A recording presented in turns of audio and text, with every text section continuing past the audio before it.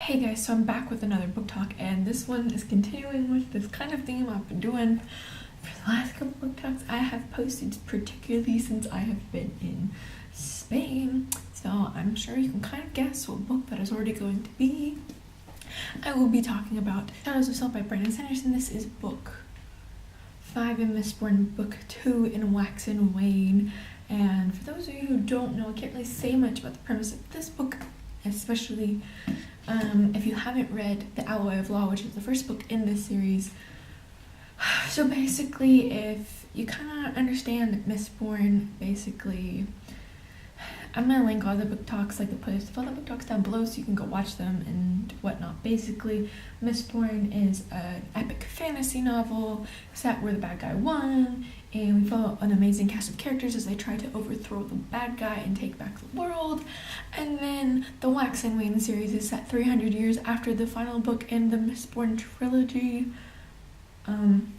So we follow a new set of characters 300 years after, and you can see what's improved and all of that stuff. So if it definitely sounds up your alley, like, totally check it out. Like, if you don't read fantasy because you're scared, because like fantasy is very intimidating, especially with a lot of the different names, the different things that go on, and it's very complicated. The way Brandon Sanderson writes makes it very easy to understand the fantasy world, so I totally suggest you check it out. Also, Brandon Sanderson is an amazing author. So anyways, now that that is over, I'm about to go into the spoilery section. So if you haven't read this, goodbye, go read the books, and then come back and we can talk together. Let's go ahead and jump into this. So obviously, after the end of Alloy of Law, we were kind of like, what's gonna go on next? Wow. Just like, this book is wow, like, it just, like, the story continues to go, and I'm just like, how do you come up with this stuff? Like, what? So anyways, the first thing I want to talk about is, particularly in this book, we get to see more of Sazed in this book, and we don't really get to see more of him, but we do get to hear from him, particularly as he talks to Wax and William. And I just kind of was like very happy because as he's talking to Wax in the parts that we do get to see, he is letting that sassy terraceman side of him show again, which is what we all fell in love with in the first trilogy, and I was just like, yes. And to be specific, there's this like one part, particularly it's like obviously Wax is talking with Sazed, and basically Sazed is kind of trying to explain what exactly he is and what's going on, and why he can't interact as much as like you would think. And basically he says, my essence is but this thing that I am, it is more complex than you might expect. And Wax goes, being God is more complex than a mortal can comprehend? What a surprise! And then, Saz laughs basically, and then Wax starts thinking to himself, wait, did I just get sarcastic with God himself? Like, honestly, like, if I was in this situation, like, that would be me 110%, because I sometimes don't think before I speak, and that's a bit of a problem, but it's okay. Also, we get to find out that the freaking Kandra are still a thing. They're still walking around, which honestly I think they're probably one of my favorite. Like, we don't really get to see like many like creatures in this series. Like, we get really, I think the only two we're really exposed to are the Kandra and the Kloss, and obviously the Kloss are absolutely terrifying, and I would not want to meet one of them. But honestly, like, the Kandra are probably actually, like, out of all fantasy books I've ever read, they're probably one of my favorite creatures, just because they're so cool. Like, how awesome are they? I mean, not the eating dead bodies part to take their form, but like, other than that, I think Kandras like are pretty awesome, and they're probably my favorite like mythical creature. And to find out that they still exist, like, as we are introduced to this, then I'm kind of like, who the hell else is still alive? Like, obviously, Saz is God. We all know that. And then, obviously, at the end of book 2, we find out that Marsh is still alive, which I was really confused because I was almost completely positive he died. But maybe Saz brought him back after he took over. I don't know.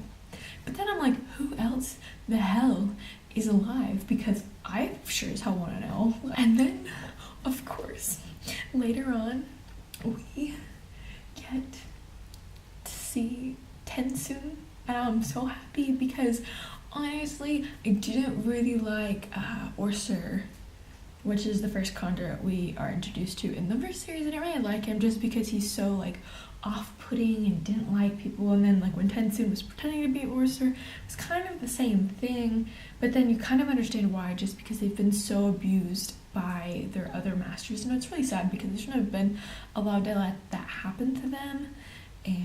But we get to see Tensoon again, and I'm so happy that he's still alive because, I mean, obviously everybody else is dead, but there are so many references to the previous characters, and it makes me so happy. And just to know like another, like one of my favorite characters is still alive, which makes me so happy because I love Tensoon, and like especially since, you know, we kind of get to see like towards the end, like the final book and stuff of Mistborn, we totally get to see that he really does have a personality, and we get to see it shine through, and I really love it.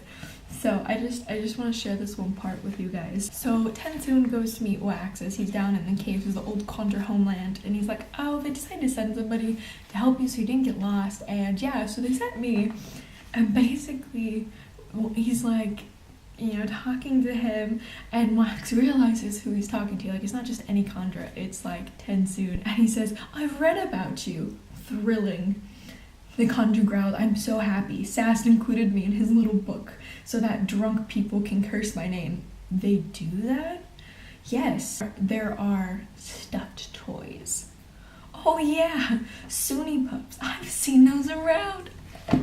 Oh my god, freaking Tensoon. Like, there's a stuffed animal version of Tensoon, and let me just tell you, like, if that was real, I would totally have one. And I have no shame in saying that because I just love that we get to see Tensoon again. And when people ask him, because obviously I think he's basically the only conjurer left that actually knows Vin. Obviously, I mean, he spent like years, like a year basically with Vin and everything, and when people ask him about Vin, and he just like, he tells them like how amazing like a warrior and a person she was and what she was like to be with, and you know, and then when he talks about, because obviously they had to remove their spikes so that Ruin couldn't take them over, and it was so sad, and then I didn't realize that that was going to take an effect on them, especially their memories, and how I don't think they had their spikes out for very long, but a lot of memories have degraded, and I was really sad when he was saying, oh, I was like, oh my god, please don't tell me you lost all those memories with Vin. But then he was like, it wasn't out long enough to damage those memories. He's like, I've just lost memories of like before Vin, and I'm like, they were such a good team. On the topic of conjurers, so we also get introduced into this new conjurer, Milan, I don't know how to say it, Milan, whatever. She's very interesting, particularly because she's from one of the younger generations, and it's interesting because she also explains it. She has more of her own personality. She's more of her own person compared to the conjurers back in the Final Empire days, where they really didn't have one. They basically became the person they were imitating. So they, like, other than that, they really didn't have their own personality and all of this stuff. And I think it's really interesting that they've evolved so much to basically now, I mean, they are their own person. I mean, they were their own person before, but you know what I mean. And also, she's very different because a lot of the conjure we've seen, I mean, granted, we haven't seen many in this new world, but from the previous world, they are not persons. They're not people persons, something like that. They fulfill their contract and that's about it. They do not try to make relations or whatever. But it's very interesting because Milan, I'm just gonna call her M. M basically is a people person. She loves to be around people, and I think that's very interesting, particularly for a conjurer. But then again, they are more free in this world than they were before. They're not bound by a contract They can kind of do their own thing, you know. I mean, they're still not allowed to like kill or whatever. But now, something I'm kind of upset at myself that I didn't like connect with it beforehand until like I literally read it. He was in the museum, and there's a picture of Breeze, something to do with Breeze, and I did not click until I was like, oh my freaking god, Wax is related to Breeze. Like, their last name's the same. Like, how the hell did I not see this? But basically, they are related somehow, and I was like, holy crap. Because honestly, I really liked Breeze towards the end, which is interesting because Wax straight out says that if he had met Breeze, like, if he was still alive, he was like, I don't know why, but he just seems to be the guy that makes me have this intense urge to punch him in the face. And he basically says he doesn't like Breeze, which I think is very interesting because if you think about it, him and Breeze are kind of similar in a lot of ways. I mean, obviously they're both of noble blood, but they both kind of like threw that aside. I mean, Wax ran away to the roughs to become a lawman, and Breeze left his family to become part of a thieving crew. So I mean, they kind of both casted aside that nobleman part of them, but it's also funny because even though they were in the darker, nittier, grittier parts of the world that were not very well looked upon, they still dressed as noblemen. Like, obviously Wax still wears his suit and a cravat, and he always like prides himself on looking nice and whatnot. And Breeze obviously was always dressed nice. He was always in very nice nobleman's clothes, even though he tended to tell everybody that he was only part noble. But I'm pretty sure, I don't really remember, but I'm pretty sure he was full-blooded noble, and we find that out in, I think, either the Well of Ascension or the Hero of Ages. One of the books we do find out that he's like, I'm pretty sure, full-blooded nobleman. So I think it's interesting that Wax doesn't like him, even though, you know, he hasn't met him, but they really are kind of the same person. So I thought that was really funny. So I'm like, kind of like, Wax, you're kind of saying you hate yourself, you know? Anybody else think this? Like, I honestly think they're very similar in certain aspects. Anybody else tell me, like, please let me know down below if anybody else thinks this too. Is it just me and I'm maybe making connections that like just aren't there?